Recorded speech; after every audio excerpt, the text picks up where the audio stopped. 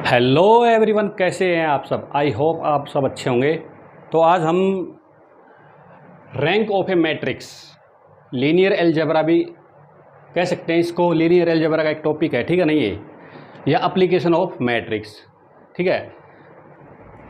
BSc first year के अंदर भी है ये, और इंजीनियरिंग मैथमेटिक्स फर्स्ट सेमेस्टर के अंदर भी है, ठीक है। ओके, तो सबसे पहले रैंक ऑफ ए मैट्रिक्स को पढ़ने से पहले कुछ दो तीन डेफिनेशन है वो क्लियर कर लेते हैं, ठीक है। सब मैट्रिक्स ऑफ ए मैट्रिक्स क्या होती है, जहाँ पर सब वर्ड होता है ना, सब माने क्या होता है, छोटा, ठीक है। दूसरी बात, सबसेट कहते हैं, तो सेट के अंदर सेट, यानी कि सेट के अंदर सेट क्या होता है, सबसेट। इसी तरह से सब मैट्रिक्स यानी मैट्रिक्स के अंदर मैट्रिक्स, मैट्रिक्स के अंदर मैट्रिक्स होना ही क्या होता है, सब मैट्रिक्स होता है। तो देखो इसकी डेफिनेशन क्या है। अभी मैट्रिक्स बी, बी मैट्रिक्स क्या है, सब मैट्रिक्स होगी किसकी, matrix B obtained by deleting some rows और सम कॉलम और both of a matrix A of the type M cross N is called sub matrix of a matrix A. B matrix को हम सब matrix बोलेंगे अगर वो obtain की जाती हो किससे, भाई कुछ रो डिलीट कर दो या फिर कुछ कॉलम डिलीट कर दो, या फिर दोनों दोनों दोनों का मतलब रो और कॉलम दोनों एलिमिनेट करके या डिलीट करके जो मैट्रिक्स ऑब्टेन की जाती है उस मैट्रिक्स को क्या बोलेंगे, सब मैट्रिक्स ऑफ ए। क्योंकि ए मैट्रिक्स आपको गिवन होगी, इस मैट्रिक्स का कोई एक कॉलम हटा दो या कोई एक रो हटा दो या कोई रो और कॉलम हटा दो, उसी को छोड़ करके रो और कॉलम को एलिमिनेट करके डिलीट करके या दोनों को, ठीक है, जो मैट्रिक्स ऑब्टेन्ड की जाती है उस मैट्रिक्स को क्या बोला जाता है, सब matrix of A. For example, जैसे ए मैट्रिक्स ले लिया आपने, 2 3 4 5 6 8 1 2 5 3 क्रॉस 3 की मैट्रिक्स है जी, ठीक है जी। ओके, यहाँ से ले लो। देन ए1, ए1 क्या ले लिया हमने, देखो 3 4 6 8 2 5 3 4 6 8 2 5 is a sub matrix of A and is कैसे ऑब्टेन की गई, is obtained after deleting first column of matrix ए। यानी कि 2 5 1, इस कॉलम को मैंने एलिमिनेट कर दिया तो क्या बच गया, 3 4 6 8 2 5 3 4 6 8 2 5, ठीक है ना। तो ये A1 क्या है कि सब मैट्रिक्स है ए की, क्योंकि ये किससे प्राप्त की गई है, हमने फर्स्ट कॉलम को एक एक फर्स्ट कॉलम को एलिमिनेट कर दिया, डिलीट करके हमने ये क्या करी है, A1 मैट्रिक्स ऑब्टेन्ड की है, ठीक है ना।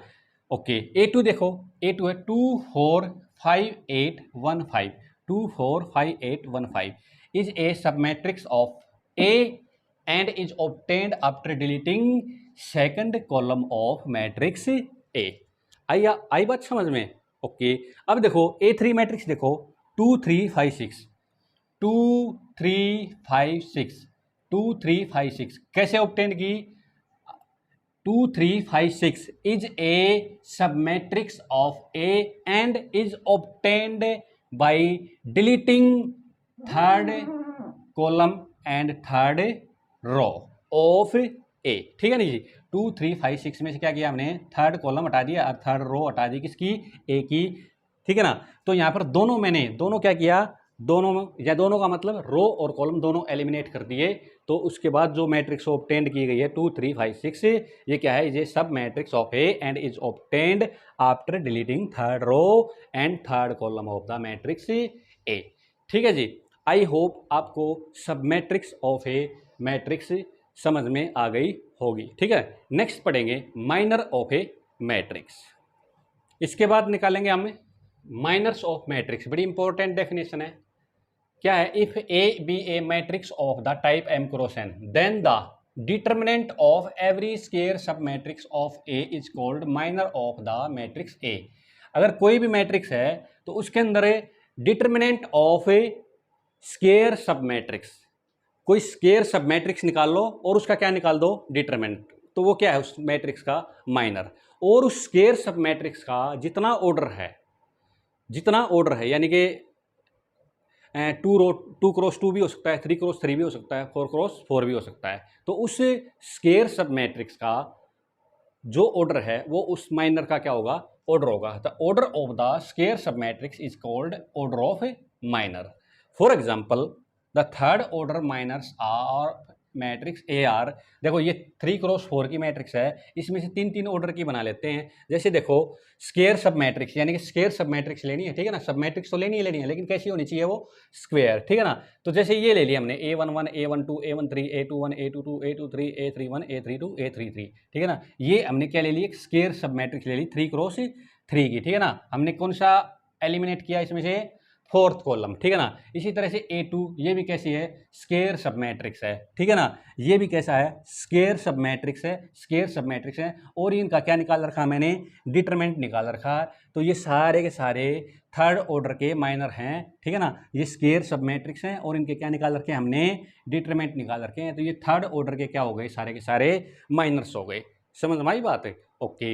ये देखो यहाँ से सेकंड ऑर्डर के माइनर्स हैं, 2x2 की मैट्रिक्स की ले ली, ठीक है ना। स्क्वायर सब मैट्रिक्स है और इन सब के क्या निकाल रखे हैं, डिटरमिनेंट निकाल रखे हैं। तो ये क्या है, सारे के सारे 2 ऑर्डर के माइनर्स हैं, 2 ऑर्डर के क्या हैं, माइनर्स हैं, ठीक है। आई होप आपको माइनर की डेफिनेशन क्लियर होगी। किसी भी मैट्रिक्स ए का माइनर क्या होता है, the determinant of a square sub matrix is called minor of A, and उस माइनर का जो ऑर्डर होता है, ठीक है ना, वो उस माइनर का जो ऑर्डर होता है, यानी कि स्क्वायर सब मैट्रिक्स का जो ऑर्डर होता है वो ऑर्डर ऑफ माइनर होता है, ठीक है। जो स्क्वायर सब मैट्रिक्स ली है उसका जो ऑर्डर होता है भाई 3x3 के लिए, 2x2 के लिए है, वो क्या होता है, उस माइनर का ऑर्डर होता है। समझ में आई बात, ओके। इसके बाद पढ़ेंगे रैंक ऑफ ए मैट्रिक्स की डेफिनेशन, ठीक है, बड़ी इंपॉर्टेंट है और यही हमने काम करना है, रैंक निकालने का, ठीक है। अब पढ़ेंगे रैंक ऑफ ए मैट्रिक्स। देखो सबसे पहले मैं आपको बता दूं, अगर कोई जीरो मैट्रिक्स होती है ना, जीरो मैट्रिक्स का रैंक हमेशा क्या होता है, जीरो होता है। तो ये तो निकालने के लिए हम काम करेंगे नहीं, ठीक है ना। तो रैंक हम लेंगे नॉन जीरो मैट्रिक्स के ऊपर, नॉन जीरो मैट्रिक्स, क्योंकि जर्नल मैट्रिक्स तो नॉन जीरो आती है, जीरो का तो क्या होता है, जीरो होता है, ठीक है। तो zero matrix, non zero matrix का क्या लेंगे हम, डेफिनेशन में लेंगे, let A I J M cross N be an M cross N non zero matrix, ठीक है जी। Then non negative, non negative को हम लोग नेगेटिव नहीं आएगा, जीरो तो आ गया, जीरो मैट्रिक्स का जीरो होता है, बाकी क्या रहेगा, पॉजिटिव रहेगा, नेगेटिव तो आ ही नहीं सकता। समझ में आई बात, क्योंकि यहाँ पे नॉन जीरो मैट्रिक्स है।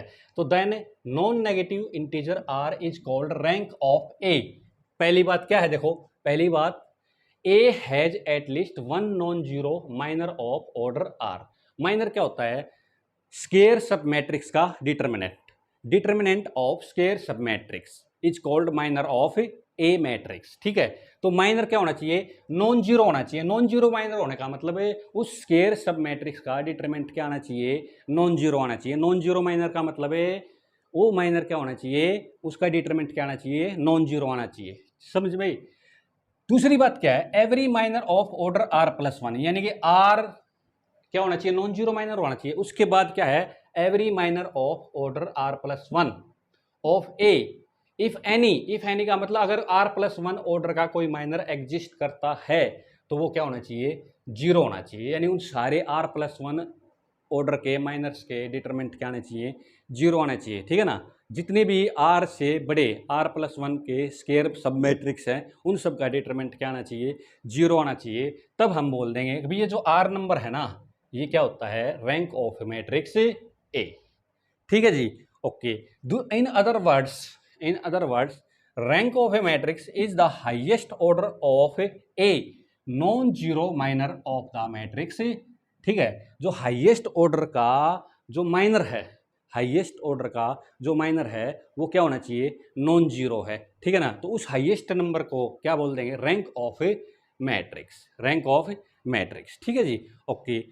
अब देखो रिमार्क पढ़ेंगे, if all the element of the matrix A are zero, zero का मतलब जीरो मैट्रिक्स, जीरो का मतलब है zero matrix, then rank of A is equal to zero. क्योंकि जीरो मैट्रिक्स का क्या होता है, कोई भी किसी भी ऑर्डर की मैट्रिक्स ले लो आप, जीरो मैट्रिक्स, उसका डिटरमिनेंट हमेशा क्या आता है, जीरो आता है, क्योंकि कोई भी नॉन जीरो माइनर एग्जिस्ट नहीं करेगा, ठीक है जी। तो उसका रैंक क्या माना जाएगा, जीरो, रैंक क्या माना जाएगा, जीरो, ठीक है जी, ओके। इसलिए यहाँ पे नॉन जीरो मैट्रिक्स का रैंक हमने लिया है, ओके।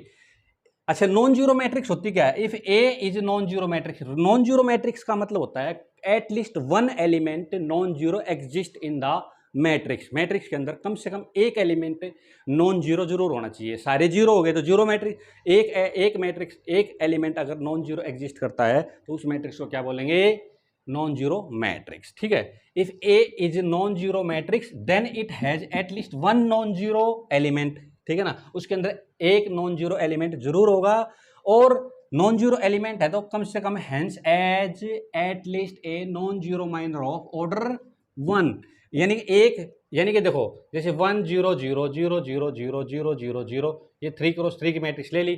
ठीक है रे, कोई बात नहीं भाई, 3 ऑर्डर की माइनर का इसका डिटरमिनेंट क्या है, इसका डिटरमिनेंट क्या है, का 0। ठीक है ना, 3x3 का 2x2 के माइनर भी लूंगा तो भी क्या आएगा, 0 आएगा। लेकिन 1x का एक लूंगा मैं 1, ये तो लास्ट में क्या आएगा, ये तो इसका डिटरमिनेंट क्या आएगा, हमेशा 1 आता है। ठीक है ना, तो क्या होगा, hence has at least a non zero minor of order 1। Order 1 का मतलब ये ऑर्डर 1 है, यानी कि सिंगल एलिमेंट, सिंगल एलिमेंट। इसका मतलब क्या आ गया, ए मैट्रिक्स का rank greater than equal to 1 आता है। समझ में आई बात, अगर कोई मैट्रिक्स नॉन जीरो है तो पक्की बात है उसका रैंक 1 या 1 से बढ़ाएगा। ठीक है ना, आई होप आपको ये बातें क्लियर हो गई होंगी। तीसरी बात, इफ आई, ये कैसी मैट्रिक्स है, identity matrix. If I is an identity matrix of order n, then rank of identity matrix is n। क्यों, क्योंकि आइडेंटिटी मैट्रिक्स का रैंक, चाहे आइडेंटिटी मैट्रिक्स किसी भी ऑर्डर की हो, चाहे किसी भी ऑर्डर की हो, उसका डिटरमिनेंट हमेशा 1 आता है। और आइडेंटिटी मैट्रिक्स का अगर ऑर्डर आ गया n क्रॉस n का अगर 1 आ गया तो n ऑर्डर की मैट्रिक्स, ये n ऑर्डर का माइनर क्या हो गया, नॉन जीरो एग्जिस्ट कर गया। अगर n ऑर्डर का माइनर नॉन जीरो एग्जिस्ट कर गया तो इसका रैंक क्या आएगा, हमेशा n आएगा। ठीक है ना, जैसे ये थर्ड ऑर्डर की, अच्छा आप जानते हो डायगोनल मैट्रिक्स का डिटरमिनेंट अगर निकालना हो ना तो उसके डायगोनल एलिमेंट को क्या कर दो, मल्टीप्लाई कर दो। और ये आप जानते हो नॉन आइडेंटिटी मैट्रिक्स का हर एक नो डायगोनल एलिमेंट क्या होता है, 1 होता है। तो 1 इंटू 1 इंटू 1 क्या होता है, 1 आता है। ठीक है ना, तो ये थर्ड ऑर्डर का माइनर क्या होता है, ये थर्ड ऑर्डर की मैट्रिक्स है, इसका क्या होगा, आइडेंटिटी मैट्रिक्स का डिटरमिनेंट क्या आ गया, 1। इसका मतलब थर्ड ऑर्डर का माइनर क्या आ गया, non zero. So rank of identity matrix क्या आ गया, 3 आ गया। क्या आ गया बच्चों, यहाँ से 3 आ गया। ठीक है जी, आई होप आपको ये रैंक और रैंक की डेफिनेशन जो रिमार्क बताए हैं ये क्लियर हो गए होंगे। ठीक है, नेक्स्ट पढ़ते हैं, थर्ड रिमार्क पढ़ते हैं। The rank of a diagonal matrix is equal to the number of non zero element in the diagonal. Diagonal matrix की आप डेफिनेशन जानते हो, अभी जिसके नॉन डायगोनल एलिमेंट जीरो हो, और डायगोनल के बारे में कुछ कहा ही नहीं गया है। ठीक है ना, डायगोनल जीरो भी हो सकते हैं और नहीं भी हो सकते। तो क्या डेफिनेशन दी गई है भाई, डायगोनल मैट्रिक्स का अगर आपने रैंक निकालना है तो क्या कह रहा है, अभी डायगोनल मैट्रिक्स में जितने डायगोनल एलिमेंट नॉन जीरो होंगे ना वो उसका क्या होगा, रैंक होगा। क्योंकि आप डायगोनल मैट्रिक्स का अगर आप डिटरमिनेंट निकालना जानते हो तो ये पक्की बात है, अभी उसके जितने भी डायगोनल एलिमेंट हो तो क्या कर दो, मल्टीप्लाई कर दो। अगर एक भी डायगोनल एलिमेंट, अगर एक भी डायगोनल एलिमेंट जीरो होगा तो उस डायगोनल मैट्रिक्स का क्या आ जाएगा, डिटरमिनेंट जीरो आ जाएगा। फॉर एग्जांपल देखो यहाँ से आप, जैसे आपने ले ली, जैसे ये ले लिया भाई आपने 1 0 0 0 2 0 0 0 0, जैसे 3 क्रॉस 3 ले लिया। तो देखो हम जानते हैं भाई ए का डिटरमिनेंट है ना, यहाँ पर जीरो आएगा। क्यों आएगा, क्योंकि डायगोनल एलिमेंट की मल्टीप्लाई करूंगा तो जीरो आ गया, क्योंकि एक एलिमेंट जीरो है। तो इसका मतलब क्या होगा भाई, अभी 3 ऑर्डर का माइनर क्या आ रहा है, यहाँ पर जीरो आ रहा है। ठीक है ना, 3 ऑर्डर का माइनर क्या आ रहा है, जीरो। लेकिन मैं अगर मैं ए वन लूंगा, A1 यानी 2 ऑर्डर का माइनर ले लेता हूँ 1 0 0 2, तो अब इसका डिटरमिनेंट क्या आ जाएगा, 2 आ जाएगा। तो A1 यानी कि 2 ऑर्डर का माइनर क्या आ गया, यहाँ से नॉन जीरो आ गया। इसका मतलब इस एक मैट्रिक्स का रैंक कितना आ गया, 2 आ गया। क्या आ गया, 2। और यहाँ से देखा जाए तो इस मैट्रिक्स के 2 डायगोनल एलिमेंट ही नॉन जीरो हैं। समझ में आई बात। तो हमेशा याद रखो, डायगोनल मैट्रिक्स का अगर आप रैंक निकालना चाहते हो तो सिर्फ आप इतना काउंट कर लो, अभी उस मैट्रिक्स के अंदर, ठीक है ना, कितने नॉन जीरो एलिमेंट डायगोनल हैं। ठीक है, जितने नॉन जीरो डायगोनल एलिमेंट है वही उस मैट्रिक्स का क्या हो जाएगा, रैंक हो जाएगा। ठीक है जी, ओके। सेकंड आते हैं आगे, देखो ध्यान से देखो, अब क्या करना है, अभी when A is non zero matrix of order m cross n। तो देखो यहां पर क्या करेंगे, हमें भाई p ले लेते हैं, मिनिमम ऑफ m और n। ठीक है ना, अब m क्रॉस n है, रेक्टेंगुलर मैट्रिक्स है, तो यहाँ पे ले लेते हैं अभी m और n का जो मिनिमम है उसका नाम क्या रख लेते हैं, p रख लिया, ठीक है ना, p। जैसे फॉर एग्जांपल जैसे मैं आपको बता दूं, अभी जैसे आपने ले लिया 2 3 4 5 6 7 2 क्रॉस 3 की है, तो इसका रैंक है ना, इसका रैंक ऑफ ए, जैसे ये ले लिया ए, रैंक ऑफ ए क्या होगा हमेशा, क्या आएगा, लेस देन इक्वल टू 2 आएगा, लेस देन इक्वल टू 2, क्योंकि इसके अंदर 3 ऑर्डर का माइनर तो बन ही नहीं सकता। 3 ऑर्डर का माइनर क्या होता है, अभी 3 क्रॉस 3 ऑर्डर का माइनर तो इसके अंदर बन नहीं सकता, तो 2 क्रॉस 2 के तो बन जाएंगे, ठीक है ना। तो हमेशा रेक्टेंगुलर मैट्रिक्स के अंदर हमेशा क्या लेना है आपने, जो m और n के अंदर जो मिनिमम है ना, वही उसका रैंक आएगा, यानी लेस देन और इक्वल टू, ठीक है ना, रैंक। तो यहाँ से क्या ले लिया, p ले लिया, मिनिमम ऑफ m और n। तो मैं आपको रैंक निकालने का प्रोसीजर बताऊंगा इसके अंदर कैसे निकालेंगे, ठीक है, ओके। तो ध्यान से देखो, तो ये आपने, ये p आएगा क्योंकि जो मिनिमम होगा वही आएगा, क्योंकि ज़्यादा वाला तो स्क्वायर मैट्रिक्स बन ही नहीं सकता, ठीक है ना। अगर n बड़ा है m छोटा है तो ये रेक्टेंगुलर मैट्रिक्स है, तो बड़े नंबर वाला स्क्वायर मैट्रिक्स तो बनी, छोटे वाला तो बन जाएगा, ओके, जैसे मैंने अभी बताया था 2 क्रॉस 3 का। तो देखो, तो क्या करेंगे, p अगर मिनिमम ऑफ m n है तो क्या करेंगे, find all minors of order p, find all minor of order p order के जितने भी माइनर है वो हम फाइंड आउट करेंगे। If any minor of order p is non zero then rank of a